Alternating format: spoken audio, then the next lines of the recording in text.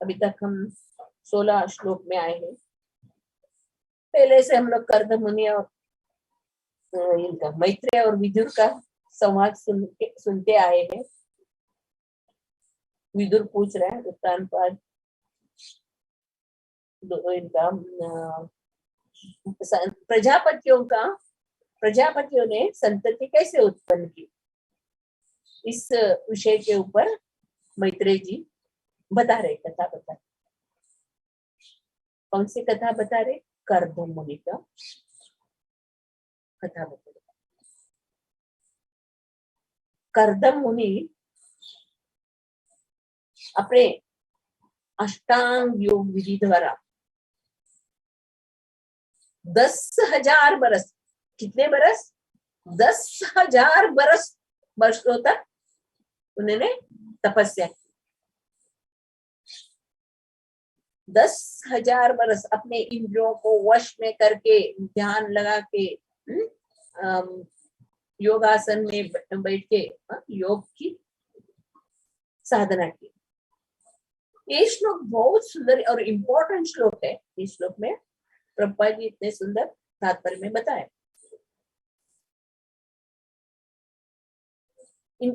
योग सिद्धि, ये लोग योगियों का तपस्या का अंत यानी सिद्धि क्या है, वो लोग योग द्वारा क्या प्राप्त करना चाहते हैं। अलग अलग ऋषियां हैं, अलग अलग प्रकार के लोगों ने सिद्धि प्राप्त करती है तपस्या के द्वारा। तपस्या का अंतिम फल सिद्धि है। इसमें बताया तपस्या का अंतिम फल क्या है। कर्द मुनि ने 10,000 बरस तपस्या करके किसकी दर्शन की? साक्षात भगवान विष्णु की दर्शन की। कितना सुंदर रूप, हम लोग पढ़ते हैं कितना सुंदर रूप उनका, आंख कैसा, हाथ में शंख चक्र गदा पद्म और कमल लिए हुए, और गले में कौस्तुभ माला है, चिन्ह है, श्रीवत्स का चिन्ह है। सब हम लोग वर्णन सुना। भगवान किस रूप में भगवान कर्दम मुनि के सामने उनको दर्शन दिया, साक्षात दर्शन दिया भगवान कर्दम मुनि को। भगवान क्यों? उनकी तपस्या से, उनके तपस्या से संतुष्ट होकर भगवान ने दर्शन दिया और हंसते कर्दम मुनि को उनकी इच्छा पूरा, क्या इच्छा है, आप क्या चाहते हो, इसे भी भगवान ने कर्दम मुनि से पूछा। इधर कर्दम मुनि अपने कौन सी कैसे इच्छा प्रकट कर रहे हैं, पिछले श्लोक में हम लोग देखा है।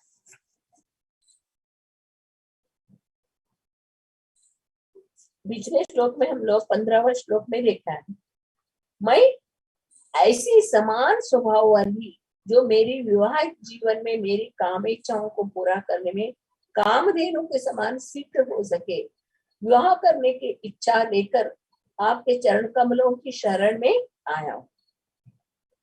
आपके चरण प्रत्येक वस्तु के देने वाले हैं, क्योंकि आप कल्प वृक्ष के समान। इधर पिछले श्लोक में हम लोग पढ़े। ऐसे हम लोग भागवतम में सब स्तुति में देखा जाता है, जो कि भगवान, ये ऋषि मुनि लोग भगवान के पास क्यों जाते हैं?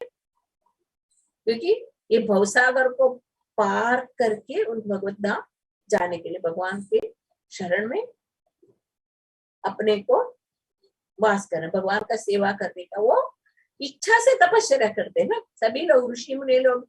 अभी सभी ध्रुव महाराज भी गए।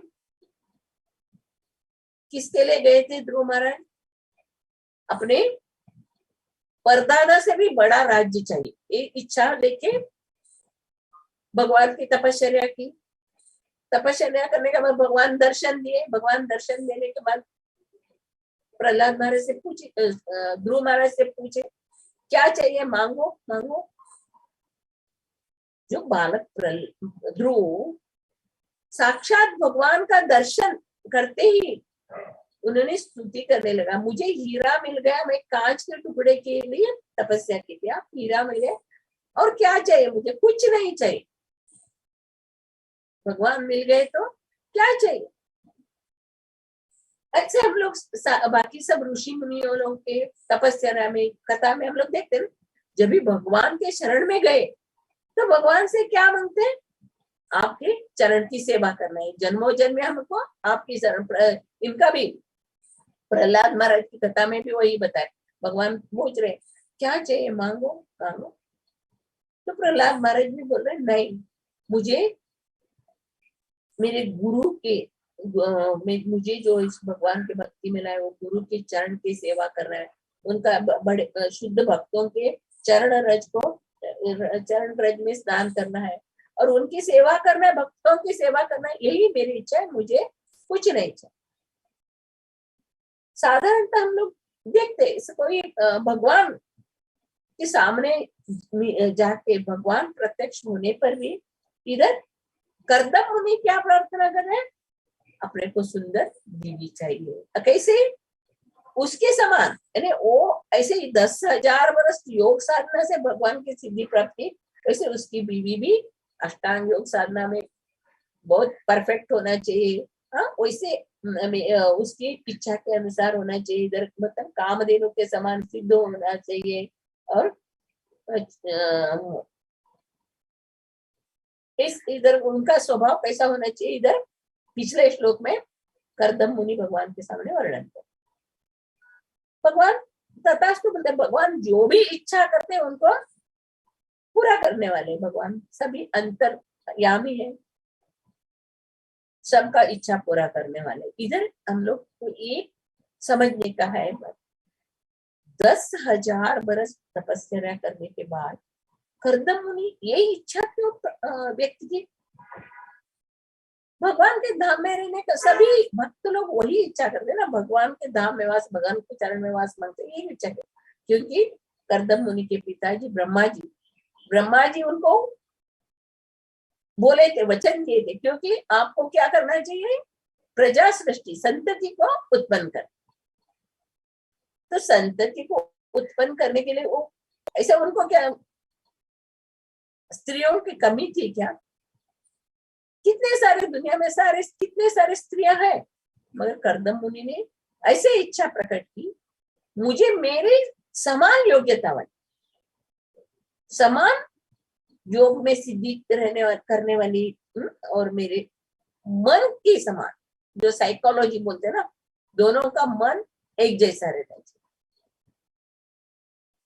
ऐसे जो समान स्तर पर रहने वाले शुद्ध भक्तों के भक्ति से उनको उनका संतान भी अच्छे शुद्ध भक्त बनते हैं। इसके वजह से हम लोग देखते हैं ना, कर्दम मुनि के पुत्र रूप में जन्म लिए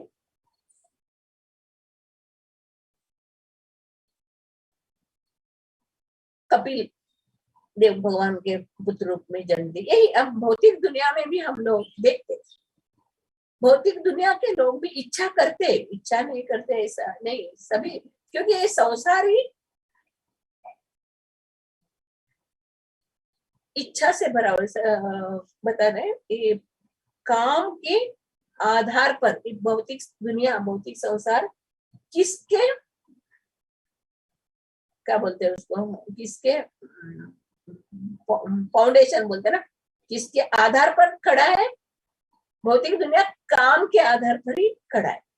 इधर बता रहे काम के आधार पर ही सब भौतिक दुनिया, सभी जीवों का यही इच्छा रहता है, हम लोग को भोगने का।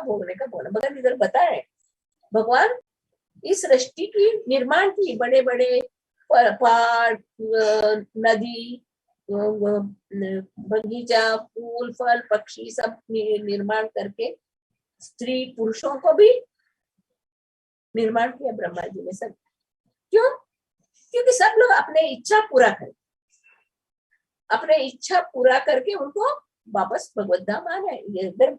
तात्पर्य में प्रभुपाद जी लिखा है, हर एक को अपनी इच्छा पूरा करना। कैसे? किस तरह इच्छा पूरा करना चाहिए? नियम है, शास्त्रों का नियम है, शास्त्रों के नियम के अनुसार जैसे सब संस्कार है, कैसे वो 10 विध संस्कार है, वैसे संस्कार के अनुसार, शास्त्रों के नियमों के अनुसार अपने इच्छा पूरा करें, अपने मनमानी से नहीं। फिर इधर भी ये भी बताया, कोई अपने मनमानी नहीं कर सकते, क्योंकि वो रस्सी से बंधे हुए हम लोग, भगवान के नियम के रस्सी से बंधे हुए। अगर हम लोग ये नियम को तोड़े तो हमको पाप भोगना ही पड़ता है। इधर प्रभुपाद जी बराबर बताए, मनुष्य को चाहिए कि वो व्यक्तिगत प्राप्तव्य को भोग करे, किसी अन्य की संपत्ति में घुसपैठ न करे। सर्वश्रेष्ठ कार्य क्रम तो ये होगा, प्रत्येक जीवात्मा परमेश्वर से आदेश ले और भौतिक आध्यात्मिक जीवन व्यतीत करे। इस भौतिक दुनिया में हम लोग को क्यों भेजा है भगवान? हम लोग गोलोक धाम में हम लोग रहने वाले, भगवान के साथ हम लोग जिद किया, इसके लिए भगवान ने हम लोग के लिए सृष्टि निर्माण करके इधर भेज के हमारे पूरा इच्छा पूरा कर रहे हैं भगवान। हमारे लिए जो चाहिए, खाने पीने, हवा पानी धूप, कपड़े, खाना पीना, सब सब सब इंतजाम किया है, सब इंतजाम करके रखा है हम लोग को सृष्टि में। भोगे, मगर कैसे? विधि विधान, भगवान ने जो नियम बनाए, ये विधि विधान आम लोगों ने बनाया हुआ नहीं है, ये भगवान द्वारा नियम थे। वैदिक ग्रंथ शास्त्र सब भगवान के मुख से निकला हुआ। भगवान बता रहे हैं, चातुर्वर्ण मया श्रेष्ठम गुण कर्म विभाग, ये जो मैंने ही किया, इस नियम के अनुसार आपको फॉलो करें, इस नियम के अनुसार आप पालन करेंगे तो आप शांति से सुख से रहेंगे। अगर इस नियमों को तोड़ देंगे तो आप कभी सुख से नहीं रहेंगे, वो आप बहुत दुख भोगना पड़ेगा। इधर कठोपनिषद का भी उदाहरण प्रभुपाद जी ने दिया, कठोपनिषद में दिया है, परमेश्वर समस्त जीवात्माओं के नायक एक ही ईश्वर कृष्ण आर सब ब्राह्मण, सभी शास्त्र में यही दिया है, ईश्वर परम कृष्ण सच्चिदानंद विग्रह अनादिराज गोविंद सर्व कारण कारण। सभी शास्त्र सभी यही बता रहे, परमेश्वर के आदेश के अनुसार चले, परमेश्वर के शरण में आए, परमेश्वर का ध्यान कीजिए। कोई जीवात्मा स्वतंत्र नहीं है, कोई अपने मनमाने से नहीं जी सकता, क्योंकि काल हमारा पीछा है, हम लोग को मालूम ही नहीं पड़ता, हम लोग भोग रहे, एक दिन आके काल हम लोग को निगल ले। हम लोग स्वतंत्र नहीं, हम लोग चाहते वो बहुत एंजॉय करे, बहुत एंजॉय, कितना एंजॉय करेंगे? ज्यादा से ज्यादा मीठा खाने से डायबिटीज बीमार हो जाएगा, ज्यादा व्यसन ही होएगा तो कैंसर हो जाएगा। ज्यादा से ज्यादा इंद्रिय तृप्ति में लगे होने से क्या मिलने वाला है? आप लोग वही कष्ट मिलने वाला है। इधर भगवान ने स्पष्ट रूप से बताया, नियमों के अनुसार चलो, नियम के अनुसार पालन करो। ईशोपनिषद का भी उधर उदाहरण भगवान प्रभुपाद जी दे रहे। ईशोपनिषद में एक श्लोक आता है, ईशावास्यम इदम सर्वम यत्किंचित जगत्याम जगत येन त्यक्तेन भुंजीता माग्रद कस्य स्वीधरम। ये सब इधर तुम होती जगत में तुम जो भी देख रहे, जो भी श्वास ले रहे, हवा पानी सब सब सब इधर का भगवान का है। इधर एक मट्टी का कण भी आपका नहीं है, इधर सब ईशावास्यम, एक पूरा पूरा भगवान का है। ईशावास्यम इदम सर्वम, इधर कुछ भी तुम्हारा एक तुच्छ मट्टी का कण भी तुम्हारा नहीं, सब इधर भगवान, और भगवान ने आपके लिए सब बना के रखा है। ईशावास्यम इदम सर्वम यत्किंचित जगत्याम जगत, आपको जितना अवश्य है, कितने आपके लिए चाहे उतना ही लेने का, अपने हिस्सा में सब भगवान सबके लिए अपना अपना हिस्सा बना के रखा है। हाथी के लिए मण, चींटी के लिए कण, और सभी जीवात्माओं के लिए दूध पानी शक्कर अन्न धान सब सब सब भगवान ने सब बना कर अपने हिस्से इतना ले लो। अगर आप दूसरे के हिस्से को अपनाने को जाएंगे तो आपको बहुत बहुत कष्ट भोगना पड़ेगा। इधर बता रहे, अन्य किसी की संपत्ति में घुसपैठ न करे। किसी का अगर एक चीज भी हम रास्ते पे गिरा हुआ कुछ भी है तो नहीं, ये नहीं है हमारा। उसमें बताया ना भगवत गीता में, जब भगवान बता रहे जो साधु कैसा रहता है, मट्टी का ढेर सोना, हा? किस तरह समझता है वो कचरा, उसके लिए सोना और मट्टी के ढेर एक समान ही है, उसके लिए कुछ इसमें इच्छा नहीं, आसक्ति नहीं। इधर भगवान हम लोग को सिखा रहे, बता रहे, ये श्लोक हम लोग को बहुत हमारे जीवन में हम लोग को फॉलो करना है। जैसे कर्दम मुनि साधारण जीवात्मा नहीं, वो तो ब्रह्मा के पुत्र है, इतने बरस तपस्या रह किया है, इतनी सालों तक अपने इंद्रियों को वश में करके।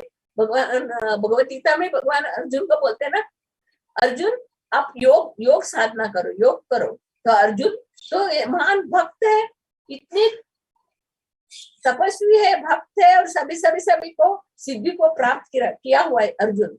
अर्जुन ने भी बोला कि नहीं नहीं, ये इंद्रियों को वश में करना, मन को वश में करना मेरे लिए नहीं शक्य है, क्योंकि हवा को मांगता है तो मैं कंट्रोल नहीं करेगा, ये मन को वश में करना मेरे लिए साध्य नहीं है करके अर्जुन जैसा ये भी बोला। तभी भगवान अर्जुन को क्या बोल रहे हैं, सब कुछ सिखाते हैं अर्जुन को। पहले आत्मा के बारे में सिखाते, कर्म योग, ध्यान योग, अष्टांग योग, सब सब सब सब सब सिखा के लास्ट में क्या बोलते हैं, अर्जुन ये सब छोड़ दो, सिर्फ मेरे शरण में आ जाओ,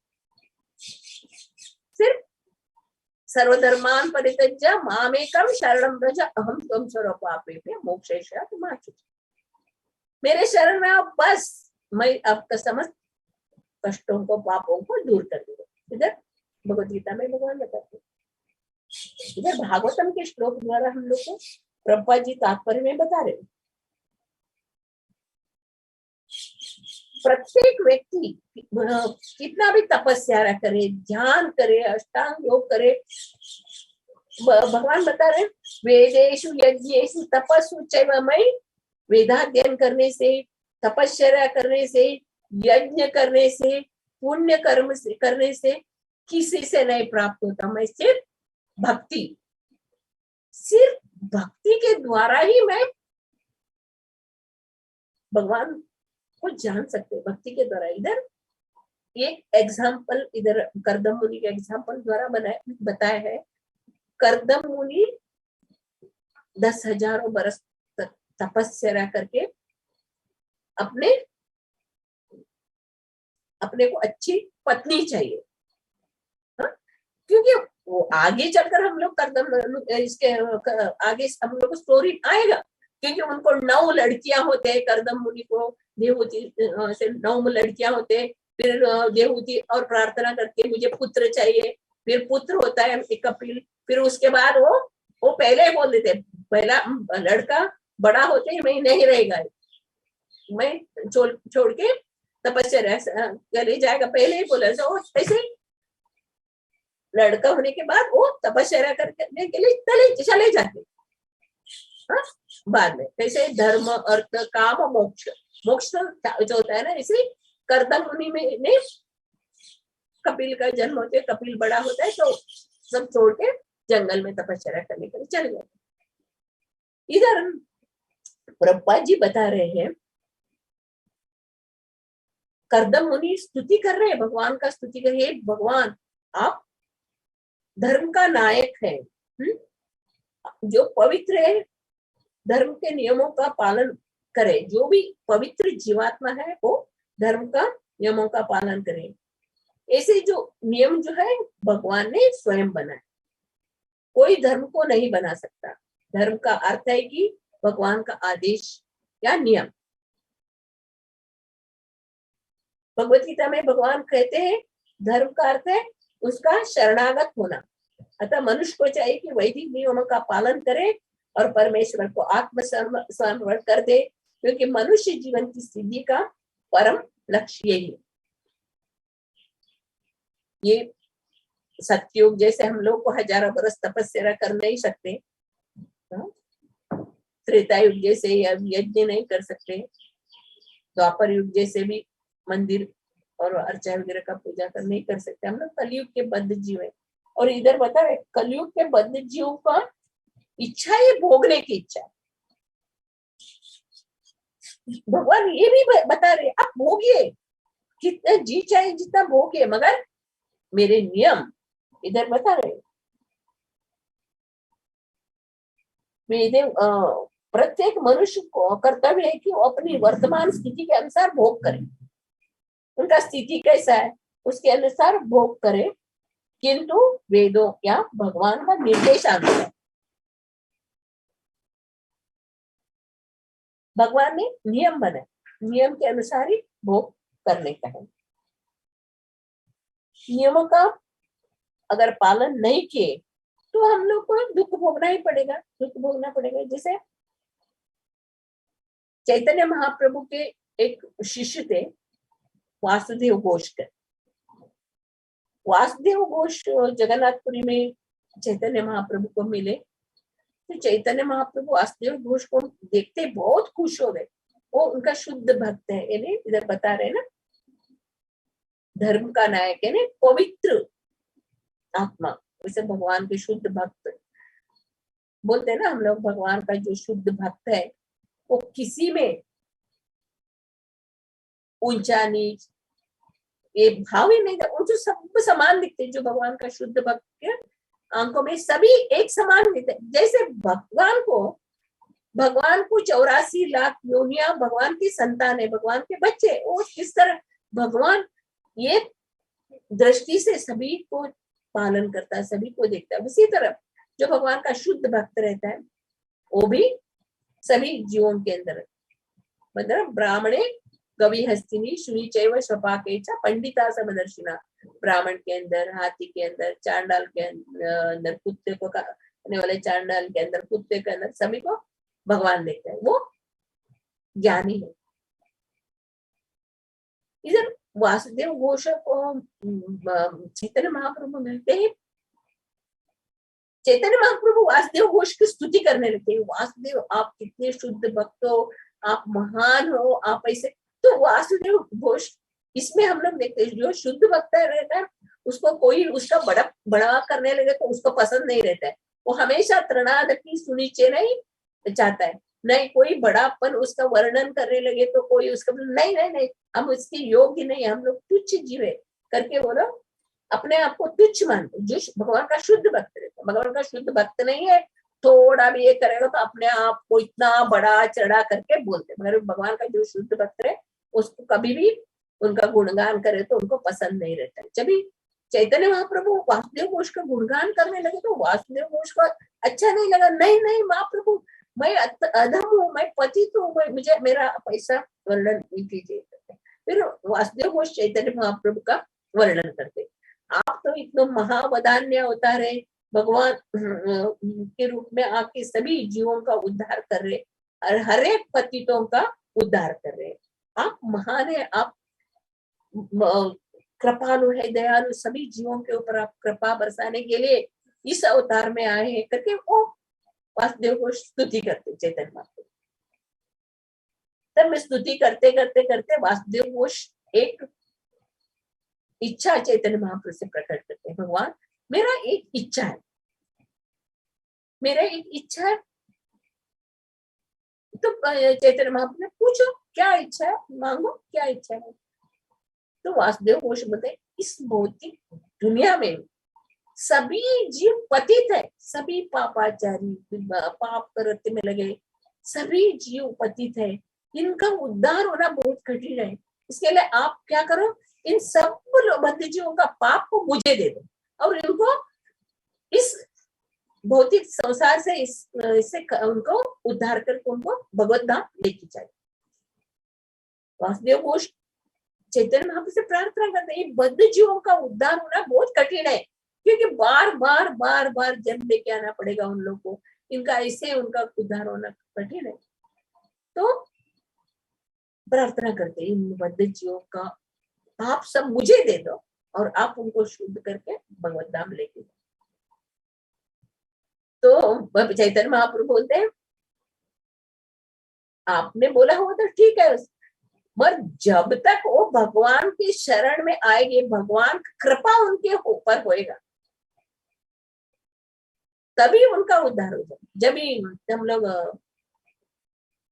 भगवान कृष्ण अभी लीला सब खत्म करके जाते हो, उद्धव को बताते, हे उद्धव, जो भी पापी तापी क्यों ना हो, इतना भी पाप किया हो क्यों ना हो, जो भी मेरे शरण में आता है उनका इतना पाप है तो भी मैं, बड़े बड़े जंगल में आग लगती कैसे बड़े बड़े लकड़ियां जल के भस्म हो जाते हैं, उनका पाप मैं नष्ट कर दूं, क्योंकि गुरु की कृपा और भगवान की कृपा। तो भगवान चैतन्य महाप्रभु वासुदेव घोष को बोलते आपका इच्छा पूरा रहेगा, क्योंकि इधर वासुदेव घोष के मन में क्या रहता है, वो खुद के भलाई नहीं बता, मेरा मुझे गोलोक धाम चाहिए, मुझे ये चाहिए, वो नहीं मांग रहा है। वो क्या मांग रहा है, ये पतितों का उदाहरण है। सभी जो पतित है, जो पापात्मा है, वो बद्ध जीव है, इतने पाप कृत्य में लगे हुए, भगवान का नाम लेने में भी रुचि नहीं है, भगवान की लीला सुनने में भी रुचि नहीं है, ऐसे पतितों का आप उद्धार करें। इसमें क्या मालूम पड़ता है, सभी के अंदर वासुदेव घोष का नाम भी आता है। बाकी हम लोग बोलते हैं ना, सर्वे जना सुखिनो भवन्तु। हम लोग भगवान से क्या मांगना चाहते हैं, हम लोग क्या मांगते हैं भौतिक दुनिया में, अभी हम लोग सुख संपत्ति घर आवे कष्ट मिटे तन का बोलते ना, हमारे घर में सुख संपत्ति है, हम लोग को सब मिले, हाँ बाकी लोग का कुछ हो तो जाने दो, हम लोग को कुछ नहीं, हमारे घर में सुख संपत्ति, यही हम लोग बोलते हैं। मगर इधर बता रहे, जब भी हम लोग सर्वे जना सुखिनो भवन्तु, सभी लोग सुख में रहे, तो इच्छा करेगा तो सब लोगों के लाइन में हम लोग भी खड़े रहे, हाँ सब लोगों के लाइन में हमारा भी नाम आ जाएगा। पर हम लोग कलयुग के जीव क्या है, इतने स्वार्थी, इतने भोग इच्छा में गिरे हुए, दूसरों का भलाई नहीं चाहते। वैष्णव जन तो तेने कहिए पीड़ पर आई जाने, दूसरों का दुख हम लोग को देखने सहन करने को नहीं होता है। अगर दूसरे तकलीफ उठा रहे तो हमारे हाथ से जितना होता है उतना कोशिश करें, उनका भला ही सोचते हैं। इसके लिए चैतन्य महाप्रभु ने हमारे ऊपर कृपा की, हरिनाम दिया, और प्रभुपाद जैसे शुद्ध भक्त 70 बरस में कार्गो में जाके उधर पतित जीवात्मा, अमेरिका में जो म्लेच्छ कंट्री में जाके, देश में जाके, उधर क्या था उनके पास, कुछ नहाने का मालूम नहीं, खाने का ढंग नहीं, पहनने का ढंग नहीं, रहने का ढंग नहीं, ऐसे जो पतित जीवात्मा म्लेच्छ थे,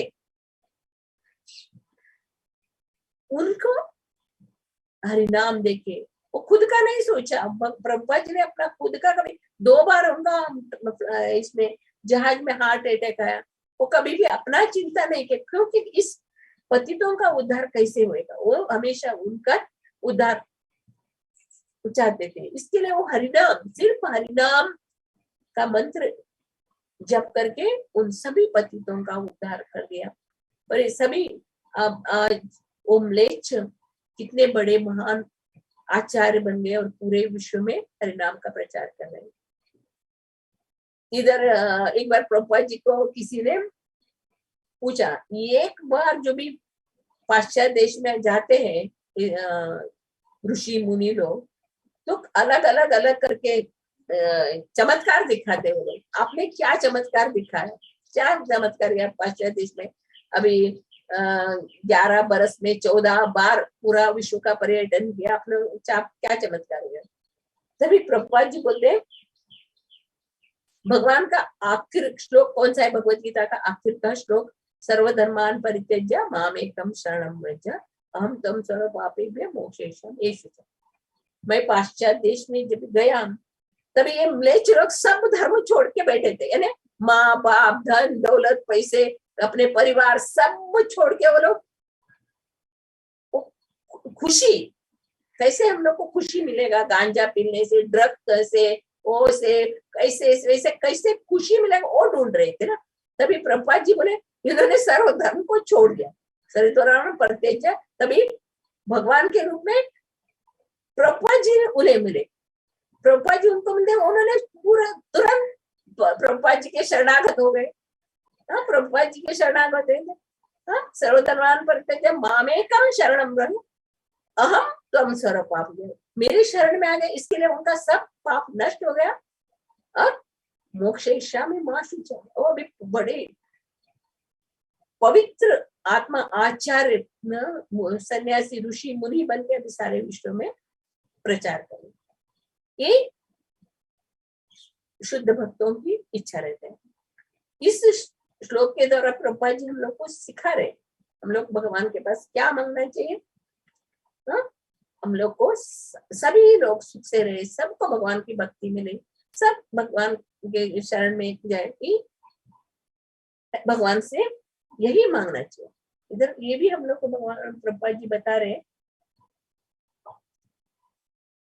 लव मात्र साधु संग, साधु संग सर्वशास्त्र के लव मात्र साधु संग सर्वशुद्ध, एक क्षण के लिए भी साधु संग होगा का उसका जीवन उद्धार हो जाता है। और बाकी पतितों का कैसे उद्धार हो जाएगा, तो बार बार बार बार कथा सुनने से, भगवान का नाम लेने से अंदर जितना भी पाप रहता है वो सब धुल जाएगा और भक्ति उत्पन्न होगा।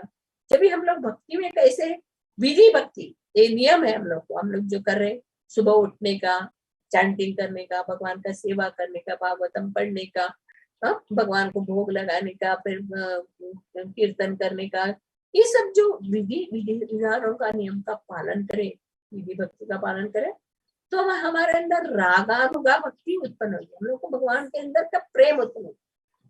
अभी हम लोग इतने सारे इधर जूम में ज्वाइन हुए भक्त है, आप लोगों को मन भी ऐसा होएगा ना, एक दिन हम लोग भागवत कथा सुने, अरे आज मेरा मिस हो गया, आज कथा मिस हो गया मेरा, आज ये मिस हो गया, ऐसा अनुभव आता है ना हम लोग को। भले ही वो भौतिक इंद्रिय तृप्ति में लगे हुए रहने दो, कोई भी इच्छा से रहने दो, मगर जब भी एक रूटीन में रहता है, रोज भगवान का सेवा करना, भगवान का कथा सुनना, भगवान का आरती करना, ये रूटीन में वो एक बार मिस हो गया तो बहुत मन में होता रहे, आज मेरा भागवत कथा मिस हो गया, आज मेरा, ऐसा मन में होता।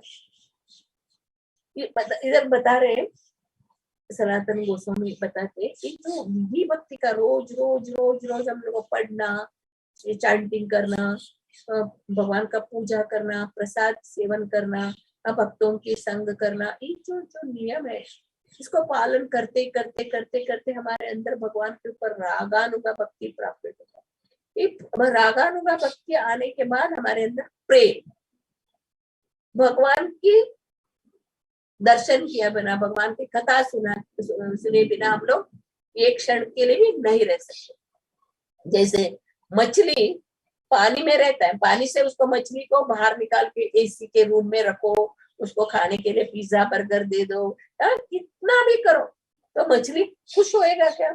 नहीं, उसको पानी के अंदर ही वो खुश रहेगा। ऐसे ही जो भगवान का जो शुद्ध भक्त रहता है, जो भगवान के संग में रहता है, भगवान का साधु संग उनके रहता है और भगवान का सेवा में लगा रहता है, उसको भक्ति का इस छोड़ के अभक्तों के साथ उनको अच्छा नहीं लगा।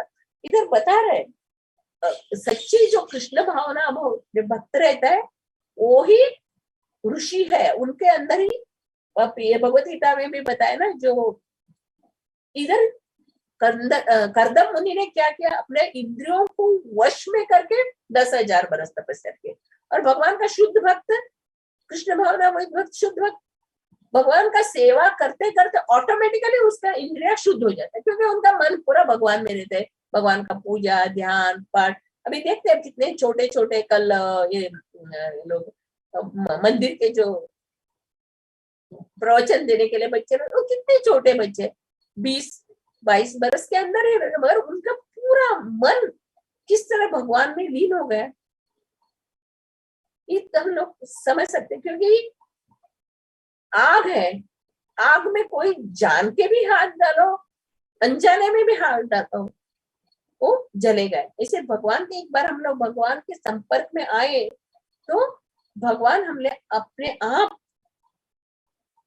हमारे अंदर बैठ के हम लोग को ज्ञान देंगे। भगवान बता रहे ना, जो भी सततम कीर्तनम, जो भी मेरा सतत कीर्तन करता है, मेरा ध्यान करता है, मेरा उसका जो चाहिए मैं देता हूँ, उसके पास जो है उसका रक्षा करता हूँ और उसको मैं हमेशा देखभाल करता हूँ।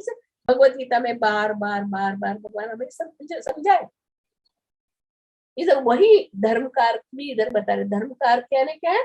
भगवान का आदेश एवं नियमों का पालन करने का और भगवान का शरणागत होना। वैदिक नियमों का पालन करें और परमेश्वर को आत्मसमर्पण कर दें, क्योंकि मनुष्य जीवन में सिद्धि का परम लक्ष्य ही है। कर्दम मुनि 10,000 वर्ष तपस्या करके उसके बाद उन्होंने भगवान की प्राप्ति की, मगर इधर प्रभुपाद जी ने हम लोग को इतना सरल मार्ग दिया है। वैदिक नियमों का पालन करें, परमेश्वर को समर्पण करें, मनुष्य जीवन का सिद्धि का एक परम लक्ष्य। इसमें करने से आपको भगवान का प्रेमा भक्ति उत्पन्न होगा, भगवान का दर्शन कर सकेगा। इधर बहुत सुंदर श्लोक में प्रभुपाद जी ने बताया। उधर एक एक वर्ड इतना वैल्यूएबल है। मनुष्य को पवित्रता का जीवन बिताना चाहिए। पवित्रता आ गया इधर। पवित्रता, पवित्र कैसे बनते हैं हम लोग? 4 है ना, धर्म का 4 पहिया है। 4 पहिया में कौन सा पहिया हम लोग को याद है? बताइए। No meat eating, no gambling, illicit sex, and और एक है पवित्रता। हाँ, इधर पवित्रता आ गया। इधर बताया नशा पान करने से, मांसाहार करने से, जुगार खेलने से, अवैध संबंध करने से जो पाप हम लोग कर रहे हैं, वो इस भौतिक जीवन में सब लोग इसी में लगे हुए, इस पाप कार्य में लगे हुए। जब प्रभुपाद जी ने बता रहे पवित्रता, मनुष्य को पवित्रता का जीवन जाना चाहिए। पवित्रता का बाहर से हो गया, अंदर से भी। बाहर से हम लोग सोप लगा के स्नान करके अपने आप को पवित्र बनाते हैं, फिर अंदर से कैसे करें? हरे कृष्ण कृष्ण कृष्ण हरे हरे, हरे राम राम राम हरे हरे। भगवान का नाम लेके हम लोग को शुद्ध करें। और इधर वही मनुष्य को पवित्रता का जीवन बिताना चाहिए, धार्मिक विधि विधानों का पालन करना चाहिए, ब्याह करना चाहिए और आत्मबोध के उच्च पद को प्राप्त करने के लिए शांतिपूर्वक रहना चाहिए। भगवान से कुछ मांगने का नहीं है, भगवान देते हैं। भगवान को मालूम है, भगवान अगर पिता है, उनको मालूम है इसको क्या चाहिए, इसको क्या नहीं। इधर बता रहे शादी ब्याह के अपने पति के साथ रहना और आत्मबोध को प्राप्त, आत्मबोध है आत्मज्ञान, भगवान के बारे में ज्ञान को प्राप्त करना और शांतिपूर्वक जीने के लिए हम लोग को ये मनुष्य जीवन मिला है। हम लोग ये सब छोड़ के बाकी सब कर रहे हैं, तो ये करना ही कर रहे हैं। इसके लिए ये श्लोक बहुत इंपॉर्टेंट श्लोक है। बार बार हम लोग इसको दोहरा के एक एक वर्ड में प्रभुपाद जी ने इतना समझाया है। तो ये इससे छोटे, इसमें मेरा टाइम भी हो गया, हम लोग पूरा नहीं कर पाते। हरे कृष्ण कृष्ण कृष्ण कृष्ण हरे हरे, हरे राम राम राम हरे हरे। किसी भी को आपको इसको